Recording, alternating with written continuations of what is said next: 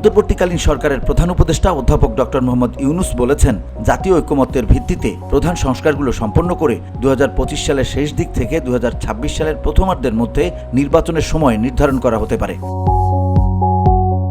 মহান বিজয় দিবস উপলক্ষে সোমবার জাতির উদ্দেশ্যে দেয়া ভাষণে তিনি কথা বলেন। প্রধান উপদেষ্টা বলেন, আমি সকল প্রধান সংস্কারগুলো সম্পন্ন করে নির্বাচন আয়োজন করার ব্যাপারে বারবার আপনাদের কাছে আবেদন জানিয়ে এসেছি। তবে রাজনৈতিক ঐকমত্যের কারণে আমাদেরকে যদি অল্প কিছু সংস্কার করে ভোটার তালিকা নির্মূলভাবে তৈরি করার ভিত্তিতে নির্বাচন সম্পন্ন করতে হয়, তাহলে 2025 সালের শেষের দিকে নির্বাচন অনুষ্ঠান হয়তো সম্ভব হবে।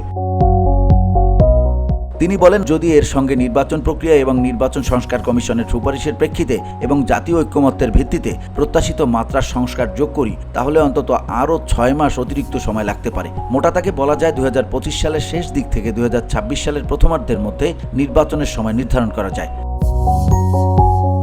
প্রধান উপদেষ্টা বলেন, প্রধান নির্বাচন কমিশনার সহ নির্বাচন কমিশন গঠন করা হয়ে গেছে। কমিশন দায়িত্ব গ্রহণ করেছে। এখন থেকে তাদের হাতে দায়িত্ব ন্যস্ত হলো ভবিষ্যৎ সরকার গঠন করার প্রক্রিয়া শুরু করার। তারা তাদের প্রস্তুতির কাজ শুরু করেছেন। তাদের হাতে অনেক কাজ।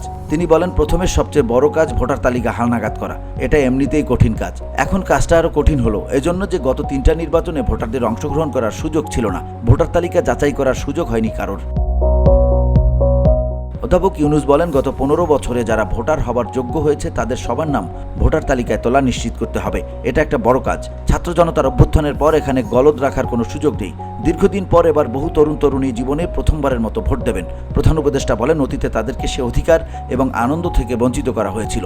তাই এবারের নির্বাচনে তাদের ভোটদান একটি স্মরণীয় ঘটনা হয়ে থাকবে। এই অভিজ্ঞতাকে মসৃণ করার সমস্ত আয়োজন করতে হবে। আমার একান্ত ইচ্ছা, এবারের নির্বাচনে প্রথমবারের মতো তরুণ ভোটারেরা শতকরা 100% কাছাকাছি সংখ্যায় ভোট দিয়ে একটি ঐতিহ্য সৃষ্টি করুক। নির্বাচন কমিশন এবং সকল সামাজিক প্রতিষ্ঠান ও রাজনৈতিক দলসহ সবাই মিলে যেন এই লক্ষ্য অর্জনে নানা প্রকার সৃজনশীল কর্মসূচি গ্রহণ করেন, সেই আহ্বানও জানান প্রধান উপদেষ্টা। VOD Bangla news desk.